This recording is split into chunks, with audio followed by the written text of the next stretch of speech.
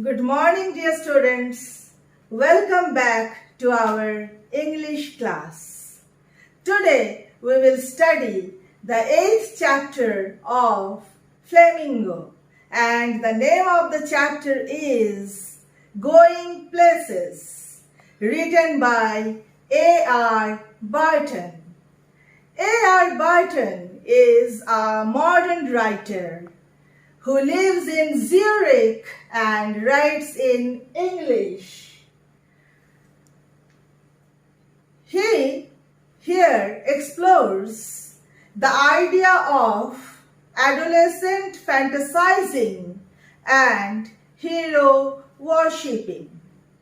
Going Places by A.R. Barton recounts the pangs of a growing adolescent girl named Sophie, vividly portraying her new emotions of fantasizing and hero worshipping of the famous Irish footballer named Danny Casey.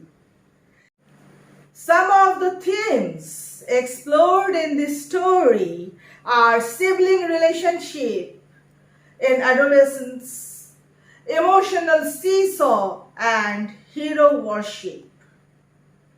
This is a story about a teenaged girl, Sophie, who, like many other girls of her age, lives in a world of fantasy. She fantasizes about owning a boutique, becoming an actress, and meeting a glamorous football player named Danny Casey. So, in this story, you can see the effect of hero worship.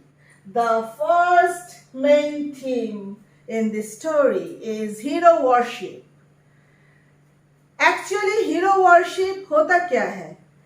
किशोर अवस्था में कोई भी बच्चा, कोई भी किशोर या किशोरी किसी actor या किसी प्लेयर को अपना रोल मॉडल बना लेते हैं, और चाहे वो फिल्मी दुनिया से हो या चाहे वो स्पोर्ट्स के फील्ड से हो, चाहे वो एजुकेशन के फील्ड से हो, कोई एक होता है जिसको वो रोल मॉडल बना लेते हैं।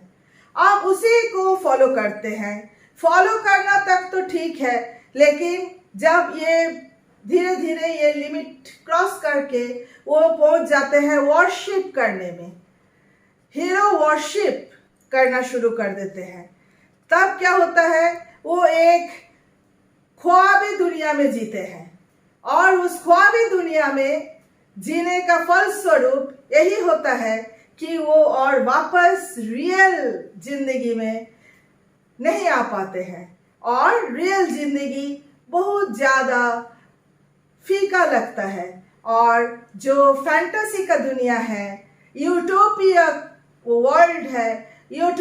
वर्ल्ड है, वो उनको बहुत अच्छा लगता है। और ये स्टोरी में हम लोग कुछ ऐसा ही देखेंगे। So let's start the first part of this chapter named going places by A.R. Barton.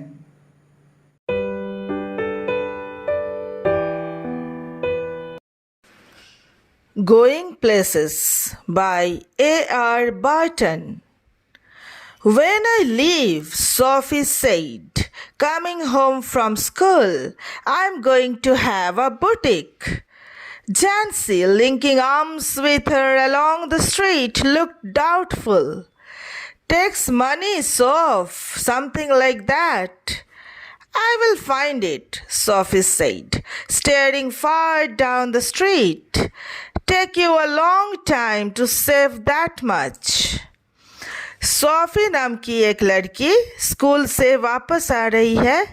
उसकी सहेली जानसी भी उसके साथ है, और उनके पास स्कूल छोड़ने के लिए बस कुछ ही दिन बचे हुए हैं, इसलिए वे अपने फ्यूचर की प्लानिंग यानी अपने भविष्य की योजनाओं के बारे में बात करना शुरू करती है। जब मैं यहाँ से विदा लूंगी, सोफी ने स्कूल से घर की ओर आते हुए कहा। जॉन्सी से कहा कि मैं एक बुटीक खोलूंगी।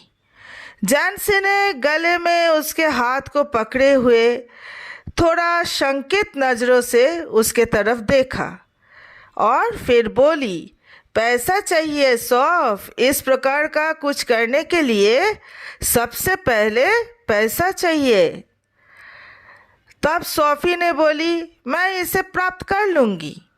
सोफी ने भी थोड़ा दूर देखते हुए कहा कि मैं पैसा जो है प्राप्त कर लूँगी। इतना पैसा बचाने के लिए काफ़ी समय लगेगा। तब उसको समझाते हुए जॉन्सी ने कहा कि इतना पैसा बचाने के लिए तुम्हें काफ़ी समय लगेगा। Well, I'll be a manager then. Yes, of course, to begin with, till I have got enough. But anyway, I know just how it's all going to look. They wouldn't make you manager straight off, Soph. I'll be like Mary Quant, Sophie said. I'll be a natural. They will see it from the start. I'll have the most amazing shop this city has ever seen. ठीक है, मैं तब एक manager बन जाऊंगी। हाँ, बेशक, आरंभ करने के लिए ये सबसे बढ़िया होगा। तब हम बहुत सारा पैसा इकट्ठा कर लेंगे, पर्याप्त मात्रा में पैसा प्राप्त कर लेंगे। किंतु फिर भी मैं जानती हूँ कि ये सब कैसे दिखाई देने जा रहा है। वे तुम्हें सीधा प्रबंधक नहीं बनाएंगे सौफ। जॉन्सी, जो कि प्रैक्टिकल लड़की थी, वो सोफी को समझाते हुए कहा कि कोई भी तुम्हें सीधा मैनेजर नहीं बनाएंगे। तब सोफी ने कहा, मैं मेरी क्वेंट की तरह बनूंगी। मैरी क्वेंट की तरह मैं बनूंगी। मैं बहुत नेचुरल लगूंगी और वे इसे आराम से ही देखेंगे। मैं इस शहर की अब तक की सबसे अद्भुत बुटीक खोलूंगी। Johnsy, knowing they were both earmarked for the biscuit factory, became melancholy. She wished Sophie wouldn't say these things. When they reached Sophie Street, Johnsy said, "It's only a few months away now, Soph. You really should be sensible.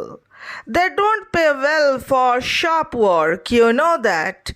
Your dad would never allow it." Johnsy ये जानते हुए कि वे दोनों biscuit बनाने की factory के बारे में सहमत थी, और वो क्या हुआ, वो थोड़ा दुखी हो गई। वो चाहती थी कि सोफी इन बातों को ना कहे, क्योंकि जॉन्सी बहुत प्रैक्टिकल लड़की थी और ये बात भली भांति जानती थी कि वे लोग बिस्कुट बनाने के फैक्ट्री के बारे में ही सोच रही थी और उसी जॉब को करना उन लोगों के लिए ठीक भी रहता। जब वे सोफी की गली तक पहुंची तो जॉन्सी ने कहा, अब ये सिर्फ कुछ महीने ही दूर है सौफ। तुम्हें अभी वास्तव में विचार करना चाहिए। वे बुटीक के लिए कुछ भी नहीं देंगे। तुम जानती हो, तुम्हारे पिता इसके लिए तुम्हें कभी भी परमिशन नहीं देंगे, तुम्हें कभी भी इसके लिए आज्ञा नहीं देंगे। तब सौफ ने कहा, और an actress, now there is real money in that. Yes, and I could maybe have the boutique on the side. Actresses don't work full time, do they? Anyway, that or fashion designer, something a bit sophisticated. And she turned in through the open street door, leaving Jhansi standing in the rain. तब Sophie ने कहा या तो एक अभिनेत्री। अब practically वास्तव में इसमें काफ़ी पैसा है। हाँ, और मैं शायद बुटीक का विचार एक और रख सकती हूँ, क्योंकि अभिनेत्रियों को तो पूरा समय कार्य नहीं करना पड़ता है। क्या वो ये हमेशा काम करती है? और कोई बात नहीं, वो या एक फैशन डिज़ाइनर, तुम जानती हो। थोड़ा सा ये क्या हुआ, थोड़ा सा तर्क करते हुए ये कहा, और वो गली में खुले दरवाजे की तरफ जैंसी को वहीं बरसात में खड़े छोड़कर चली गई।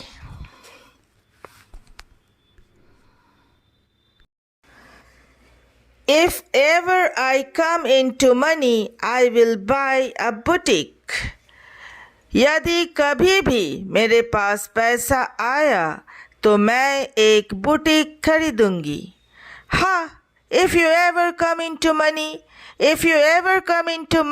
you will buy us a blessed, decent house to live in. Thank you very much. Sophie's father was scooping shepherd's pie into his mouth as hard as he could go, his plump face still grimy and sweat-marked from the day. She thinks money grows on trees, don't she, Dad? Said little Derek, hanging on the back of his father's chair.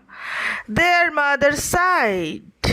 हाँ, यदि कभी तुम्हारे पास पैसा आया, यदि तुम कभी भी धन प्राप्त करोगी, तो तुम हमारे रहने के लिए एक अच्छा सा सुंदर सा घर खरीद दोगी। तुम्हारी बहुत बहुत धन्यवाद। सोफी का पिता अपने मुंह में आलू और मांस से बने हुए भोजन को जितना हो सके खा रहे थे। उनका स्थूल चेहरा अभी भी पसीने से भरा हुआ था, क्योंकि वो दिन बहुत ही गर्म था। वो सोचती है कि पैसा पेड़ों पर उगता है, क्यों डैडी?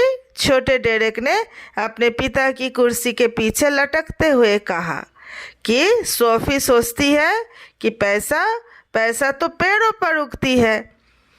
ये बात सुन के उसकी माता ने एक आह भरी।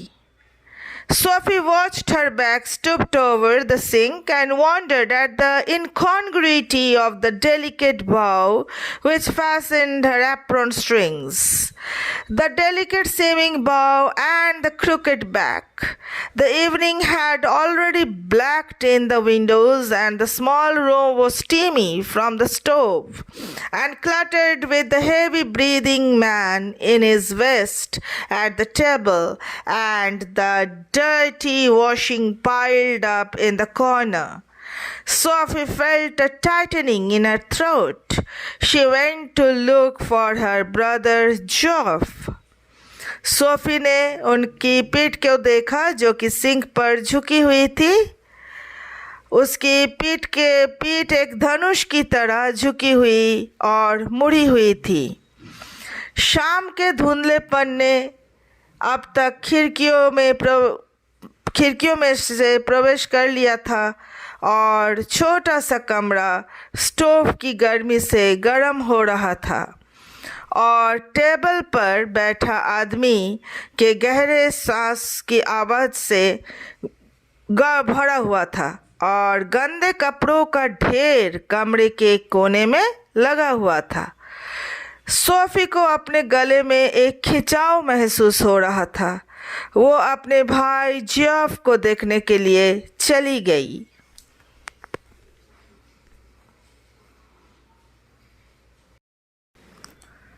He was kneeling on the floor in the next room, tinkering with a part of his motorcycle over some newspapers spread on the carpet. He was 3 years out of school, an apprentice mechanic, traveling to his work each day to the far side of the city. He was almost grown up now, and she suspected areas of his life about which she knew nothing, about which he never spoke. He said little at all, ever voluntarily. Words had to be prized out of him like stones out of the ground. And she was jealous of his silence. When he wasn't speaking, it was as though he was away somewhere, out there in the world, in those places she had never been. Whether they were only the outlying districts of the city or places beyond in the surrounding country, who knew? They attained a special fascination simply because they were unknown to her and remained out of her reach. वो अगले कमरे में फर्श पर घुटनों के बल बैठा हुआ कारपेट पर यानी एक कालीन पर एक अखबार न्यूज़पेपर बिछाकर मोटरसाइकिल के एक पुर्जे की बेढंगे तरीके से मरम्मत कर रहा था। उसने 3 वर्ष पहले ही स्कूल छोड़ दिया था और अब एक अप्रेंटिस मिस्त्री था, एक प्रशिक्षु मिस्त्री था। शहर में बहुत दूर अपना काम करने जाता था और वो अब काफ़ी बड़ा हो चुका था। वो उसकी ज़िंदगी के कुछ पहलुओं के बारे में बहुत ही शंकित थी, जिनके बारे में वो कुछ नहीं जानती थी, जिसके बारे में उसने कुछ नहीं बताया था। वो अपनी इच्छा से बस थोड़ा सा ही बोलता था। शब्द उसमें से ऐसे निकलते थे मानो जैसे ज़मीन से पत्थर।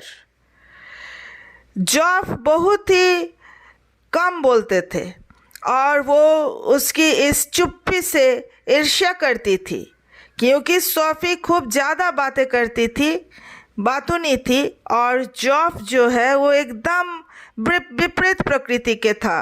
वो बहुत ही शांत लड़का था और वो सोफी जॉफ का इस चुप्पी से ईर्ष्या करती थी। जब वो नहीं बोल रहा होता था तो ऐसा लगता जैसे वो कहीं और खोया हुआ है, उन स्थानों पर जिनको उसने कभी नहीं देखा था। क्या वे शहर के कोई सीमांत भाग थे या देश के चारों तरफ के अलावा और कोई अन्य स्थान थे? कौन जानता था? वे उसके लिए प्राय भ्रमित करने वाले थे, क्योंकि वो उन स्थानों के बारे में नहीं जानती थी और वे उसकी पहुंच से बहुत बहुत दूर थे।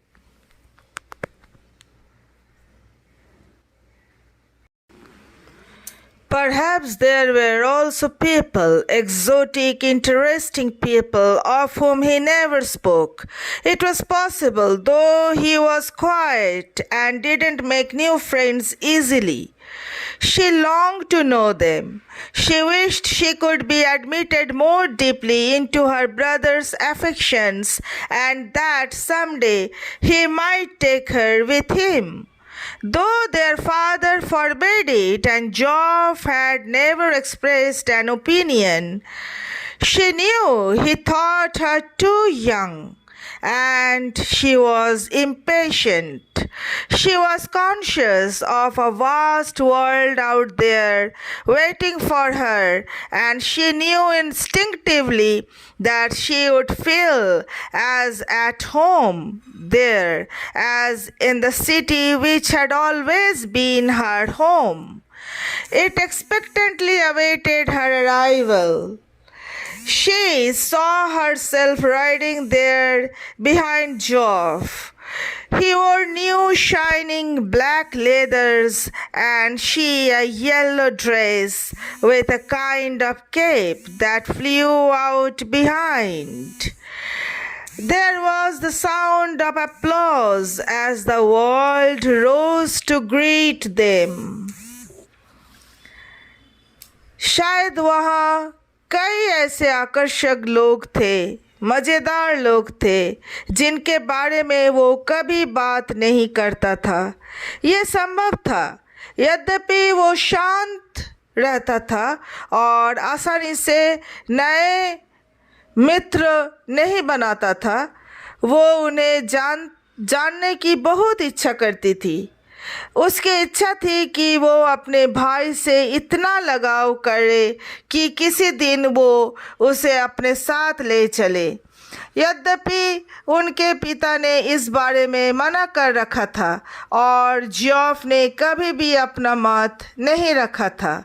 वो जानती थी कि वो उसे बहुत छोटी समझता था और वो अधीर हो रही थी। वो उस विशाल संसार के बारे में चेतनाशील थी जो कि उसका इंतजार कर रहा था, और वो ये सहज रूप से ये जानती थी कि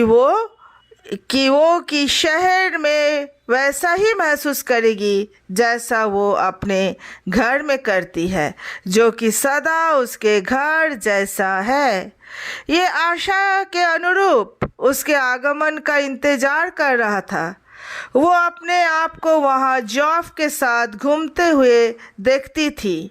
अपने काल्पनिक दृष्टि से वो देखती थी कि वो जॉफ के साथ बहुत दूर कहीं एक खूबसूरत सा जगह में घूम रही है, अनदेखा सा जगह, अनजानी सी जगह। वो नए चमकदार काले चमड़े के कपड़े पहने हुए होता था और वो पीले वस्त्रों में होती थी, जिसका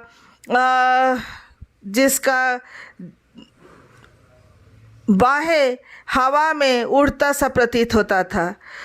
वहाँ एक प्रशंसा की ध्वनि भी आती थी, मानो सारा संसार उनका स्वागत करने के लिए खड़े हुए हैं और प्रतीक्षा कर रहा है उनका आगमन का।